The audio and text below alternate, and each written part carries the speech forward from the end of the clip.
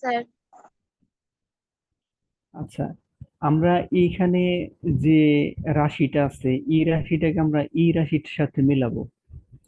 এ x square plus b x plus c, এই রাশিটার সাথে যদি মেলাই তাহলে কি দেখতে পাচ্ছি? এ বি সি গুলো হচ্ছে সংখ্যা, মানে ধ্রুবক রাশি থাকবে। আর এক্স স্কোয়ার, তারপরে হলো এক্স, তারপরে হচ্ছে এক্স নাই। তার মানে এক্স এর পাওয়ার আস্তে আস্তে কমতেছে। 2, 1, তারপরে এখানে যে এক্স এর পাওয়ার 0 হয়ে গেছে। ঠিক আছে, এক্স এর পাওয়ার 0 মানে আমরা জানি যে 1, তার মানে এটা নাই, নাই হয়ে গেছে। আর এখানে এক্স এর পাওয়ার 1, 1 তো সাধারণত পাওয়ার দিতে হয় না, এর জন্য এক্স আমরা লিখি। তাহলে এটার সাথে যদি আমরা একটু মিল করি, এই যে এই রাশিটার সাথে এই রাশিটার সাথে যদি এই রাশিটা মিলাই তাহলে কি মিল দেখতে পাচ্ছি আমরা? এটার মধ্যে এক্স স্কোয়ার আছে, এটার মধ্যে আছে, এটার মধ্যে এক্স আছে, এটার মধ্যে আছে, তাই না? আর আমি যদি বলি যে এখানে বি আছে এক্স এর সাথে গুণাকারে, মানে এক্স এর সহগ বলতে পারি, এক্স এর সাথে বি আছে, আর এখানে এক্স এর সাথে কি আছে? 3 আছে।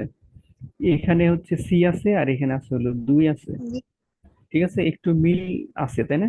যে এখানে যে চলক, আমরা এক্স কে যদি আমরা চলক বলি, ইংরেজি লেটার গুলার শেষের দিকের লেটার গুলাকে সাধারণত চলক হয়। হ্যাঁ, আর হলো শুরুর দিকের গুলাকে বলে ধ্রুবক। হ্যাঁ, এবিসি দিয়ে ধ্রুবক বলা হয়, আর এক্স ওয়াই জেড এগুলাকে সাধারণত চলক বলে। তাহলে আমরা একটু মিল খুঁজে পেলাম যে a x square plus b x plus c. তাহলে এই জাতীয় যদি রাশি থাকে, তাহলে এই জাতীয় রাশিগুলোকে উৎপাদক করার জন্য আমরা কি করব? একটা চিন্তা করব, সেটা হচ্ছে এই যে এক্স স্কোয়ারের সাথে যেটা আছে আর এই যে সি আছে, এই দুইটাকে আমরা গুণ করব। গুণ করলে তো একটা সংখ্যা হবে, মনে করো এসি হয়েছে। এসি, এই এসি সংখ্যাটাকে আমরা এমন দুইটা ভাগে ভাগ করব। হ্যাঁ, এমন দুইটা ভাগে ভাগ করব, মনে করলাম যে ভাগ মানে এমন দুইটা রাশি বানাবো, মনে করো বি প্লাস ডি, ডি বানাইলাম, মনে করো বি আর ডি বানাইলাম, ঠিক আছে? আর এই বি, না বি যেহেতু এখানে আছে, সাপোজ মনে করলাম আমরা পি বানালাম। এই পি মানে এই বি আর সি গুণফল, আমরা দুইটা রাশিকে ভাঙলাম, মনে করলাম পি হয়েছে, মানে পি কিউ হয়েছে। এই পি কিউ, এই পি প্লাস মাইনাস কিউ, এই পি আর কিউ এর যোগফল অথবা বিয়োগফলের মান যদি আমরা বি বানাইতে পারি তাহলে আমাদের কাজ শেষ।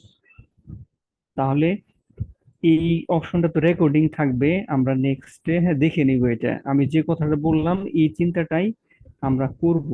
এ আর সি গুণ করব, গুণ করে এমন দুইটা সংখ্যা বানাবো পি কিউ, সেই পি কিউ এর যোগফল অথবা বিয়োগফলের মান যদি এই যে এই এক্স এর সাথে যেটা আছে সেটা হয়, হ্যাঁ, এক্স এর সাথে যেটা আছে যদি সেটা বানাইতে পারি, তাহলে আমাদের এই পি কিউ এর ভ্যালুটা আমরা এই 3x কে এইভাবে ভেঙে লিখে দিব। এখন আমরা একটু কাজটা করি, যেটা করলাম এতক্ষণ মনে হয় কিছুই বুঝো নাই, বোঝার দরকার নাই, কিন্তু এখন আমরা যখন কাজ করব তখন আমরা ঠিকই বুঝবো। দেখো, তাহলে 2 আর 1, জি।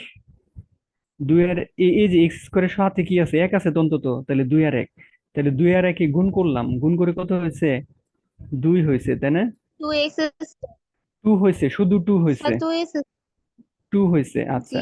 এই 2 কে আমরা একটু ভাঙাবো, ভাঙবো মানে 2 কে আমরা ভাগ করব, তাহলে 2 দ্বারা ভাগ যায়, তাহলে 2 1 কি 2 হয়েছে, ঠিক আছে? 2। তাহলে এইখান থেকে জি আমরা কয়টা সংখ্যা পাইছি? এই এসি, এসি কে ভেঙে আমরা কয়টা পাইছি? পি আর কিউ পাইছি, মানে পি আর কিউ মানে 2 আর 1 পাইছি। 2 আর 1 যোগ করলে কত জি হয়? স্যার। 2 আর 1 যোগ করলে কত হয়? 3। হ্যাঁ, তাহলে টু স্যার যোগ 3 হয়। 2 যোগ 1 = 3। তাহলে আমরা পেছনে দেখা যায় পি আর কিউ যোগ করে বি বানাইতে হবে আমাদের। তাহলে 2 আর 1 যোগ করে আমাদের এই 3 হয়েছে, তাই না? এই যে 3 হয়েছে, আমার 3 বানানোর কথা ছিল। তাহলে আমরা অলরেডি অঙ্কর প্রায় শেষ প্রান্তে চলে আসছি। এখন আমরা এইটাকে একটু ভেঙে লিখবো। এখন দেখো, তাহলে আমরা লিখবো যে এক্স স্কোয়ার, এখন অঙ্ক শুরু হইলো, হ্যাঁ, x square plus thrice x plus 2। এখন আমরা লিখবো যে এই যে যে ভাঙাইলাম, এই ভাঙাটা এইভাবে লিখবো। আমরা তাহলে 3 কে ভাঙাইছি 2 যোগ 1, তাই না? তাহলে 2টা এক্স প্লাস 2টা এক্স প্লাস 1টা এক্স প্লাস 2, ঠিক আছে? প্লাস 2, তাহলে আমরা এভাবে তো লিখতে পারি না? 3x কে কি লিখতে পারি, দুইটা এক্স প্লাস একটা জি এক্স লিখতে পারি না?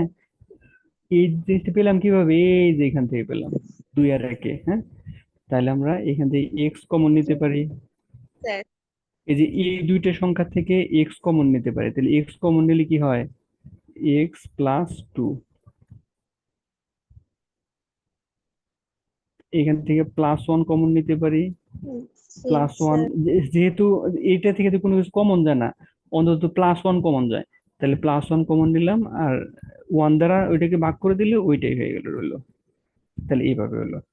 তাহলে আমরা এখন কি করতে পারি, এখন ওর কাছে x+2 আছে, এই পোর্শনটার কাছে x+2 আছে, তাহলে আমি x+2 যদি সরিয়ে নেই বা x+2 যদি কমন নেই এদের কাছ থেকে, দুইজনের কাছ থেকে যদি কমন নেই, তাহলে কি আসে, তাহলে আসে হচ্ছে তোমার এক্স পরে x+1 আসে, তাই না?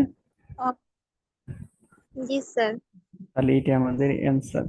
এটা আমরা করব হলো, যদি পরীক্ষার হলে যদি বলে যে তোমরা ছবি টবি আর্ট করে করো না, সরাসরি করো উৎপাদক, তাহলে আমরা এইভাবে করব, ঠিক আছে? ছবি মডেল করে আর্ট করো না তোমরা, জি স্যার। সরাসরি এইভাবে করো, তাহলে আমরা এতটুকু করলে আমাদের অঙ্ক শেষ।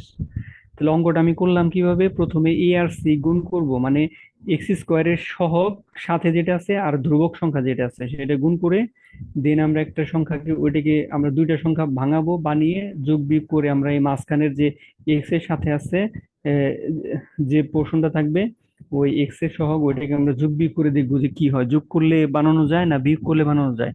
এখানে যদি যোগ করলে বানানো গেছে, তাহলে এইভাবে আমরা ভেঙে লিখলাম, তাহলে এইভাবে উৎপাদক করতে হয়। তাহলে এইভাবে আমরা যদি এই সবগুলো অঙ্ক প্র্যাকটিস করি, তাহলে দেখবা যে যে কোনো উৎপাদক আমরা এই দ্বিঘাত রাশির উৎপাদক গুলো করতে পারবো। দ্বিঘাত বলতেছি কেন, x² পাওয়ার 2 আছে, এর জন্য এটাকে সর্বোচ্চ পাওয়ার 2, এর জন্য আমরা বলতেছি এটা দ্বিঘাত রাশি, হ্যাঁ। তাহলে এই দ্বিঘাত রাশিকে আমরা এইভাবে মিডল টার্ম ফ্যাক্টরের মাধ্যমে করি, কি মধ্যমান উপপাদ্য, এটাকে বলে middle middle term. Middle term বলতেছে কেন, কারণ ওই যে এক্স এর সহগ 3 ছিল, এই x এর সহগ 3 কে তো আমরা ভাঙাইলাম, এর জন্য বলতেছে মিডল টার্ম ফ্যাক্টর। মিডল